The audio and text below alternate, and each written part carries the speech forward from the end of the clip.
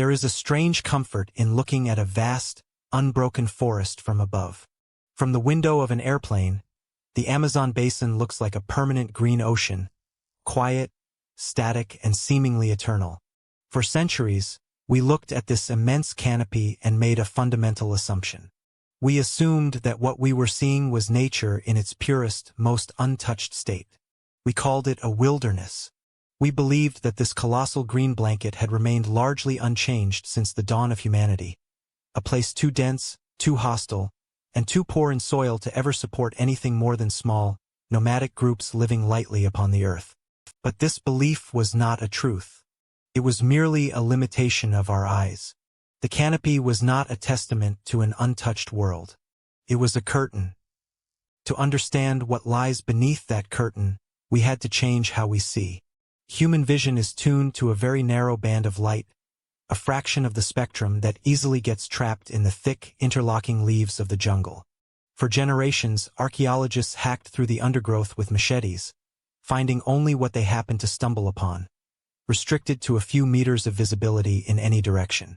The forest seemed to actively swallow history, dissolving stone, wood, and bone in its damp, acidic embrace. It was easy to believe there was nothing there because the forest is incredibly efficient at erasing its own past. Then came a technology that did not try to peer through the gaps in the leaves, but instead used light as a physical probe. Light detection and ranging, or LiDAR, changed the rules of discovery. Mounted to the bellies of low-flying aircraft, these sensors fire billions of infrared laser pulses every second down into the forest. Most of these beams hit the leaves and bounce back, but a small fraction, perhaps just a few percent, find the tiny, accidental spaces between the foliage. They travel all the way to the forest floor, bounce off the dirt, and return to the sky. By measuring the precise nanosecond return times of these buried signals, computers can strip away every single tree, vine, and leaf. When the first LiDAR data of the Amazon was processed, the screen did not show a flat, featureless jungle floor. It showed geometry. Nature does not build in straight lines. It does not construct perfect right angles, concentric circles, or parallel ridges that stretch for miles across the horizon. Yet, as the digital forest was stripped away, these were precisely the shapes that emerged from the earth. In the Llanos de Mojos of Bolivia, and across the acre state of Brazil, the bare ground revealed a highly engineered landscape. There were massive, ringed earthworks, deep ditches, and raised causeways that connected elevated mounds like a colossal, ancient web. These were not the temporary camps of small bands of hunter-gatherers. These were the skeletal remains of large, organized, and permanently settled societies. As the technology was applied to more regions, the scale of this hidden world became almost overwhelming. In the Upper Xingu, researchers found networks of plaza towns, carefully planned and linked by wide, straight roads that defied the chaotic geography of the jungle. In the Ecuadorian Amazon, along the Upano River, LiDAR revealed an urban complex dating back over 2,000 years, with thousands of earthen platforms where homes once stood, arranged around central plazas, surrounded by agricultural terraces and complex drainage canals. This was a sprawling, interconnected valley of cities, thriving at a time when the Roman Empire was still expanding.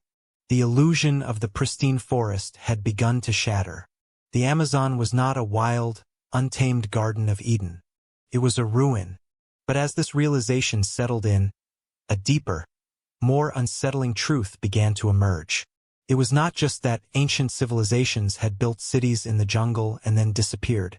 It was that the jungle itself was not entirely natural. Botanists studying the distribution of trees in the Amazon had long been puzzled by a strange phenomenon. Throughout the basin, there are certain species of trees that are incredibly common, far more common than they should be by the laws of natural competition. These are trees like the Brazil nut, the acai palm, cacao, and various species of rubber and fruit-bearing plants. Scientists call them hyperdominant species. When you overlay the map of these hyperdominant tree zones with the map of the LiDAR-discovered archaeological sites, the two patterns align almost perfectly. The trees that dominate the modern Amazon are the very same species that would have been useful to ancient human populations for food, building materials, and medicine. This means that the forest we see today is not a wild, primordial wilderness that grew on its own. It is an overgrown orchard. It is a managed, domestic landscape that was planted, shaped, and engineered by millions of people over thousands of years. When those people vanished, the trees they planted kept growing, reproducing, and spreading, maintaining the shape of a human design long after the designers themselves were gone. The very composition of the Amazonian air, the oxygen we breathe, and the carbon sequestered by those trees is, in a way, the legacy of an ancient agricultural plan. The scale of this realization changes how we must view history. For centuries, our historical narrative suggested that the Americas were a sparsely populated wilderness waiting to be discovered. But the laser beams have revealed that the pre-Columbian Amazon may have supported millions of people, living in complex, interconnected networks of towns and cities. They did not destroy their environment to build their civilization. Instead, they integrated their civilization into the environment, creating a highly sophisticated, sustainable form of urban forestry that we are only now beginning to comprehend. And then they disappeared. The silence that settled over the Amazon was not the silence of an empty land, but the silence of a graveyard. When European pathogens arrived in the Americas, they moved far faster than the conquistadors themselves. Diseases like smallpox, influenza, and measles swept through these trade networks and causeways, decimating up to 90% of the population before a single European ever set foot in the interior.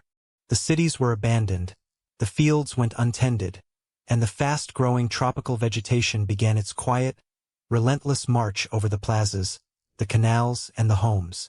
Within a few generations, the ruins were buried, and the memory of the people who built them was erased from the conscious mind of the world, replaced by the myth of the untouched wilderness. It is strange to think about how easily we were fooled. We looked at a monument of human loss and called it nature. We took the rapid, chaotic regrowth of a forest over the graves of millions of people and defined it as the baseline of a pristine planet. We are left now to look at the world around us with a different kind of suspicion. We live in a time where we are deeply concerned with our impact on the planet, worried about the scars we are leaving behind, and desperate to preserve what we believe is wild. But perhaps our definitions of wild and human are not as separate as we would like to believe. Perhaps the landscapes we find most beautiful, the ones we seek out to escape our own modernity, are simply the places where the forest has had more time to hide our tracks.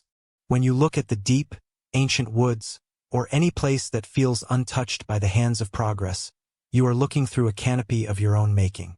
You are looking at an illusion born of time and forgetfulness.